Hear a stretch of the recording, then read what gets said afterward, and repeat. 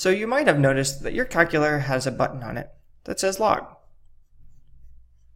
Your teacher might have also told you that your calculator can do logs using a button that looks like ln. In this video, we'll explore what these really are. Well, log is actually short for any logarithm that has a base of 10. Remember that logs are another way to write exponents. And the most common exponents that we see in the real world use scientific notation. So something like 2.3 times 10 to some power, let's say 5.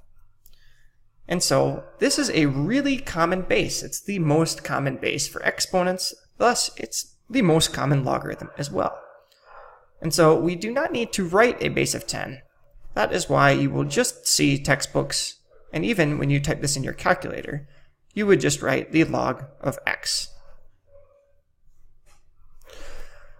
The natural log is actually found when we take the log with a base of e of some number.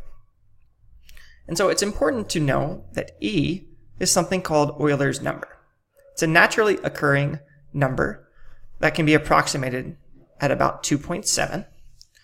That is found when you look at things like spirals, exponential growth, compound interest, things like that.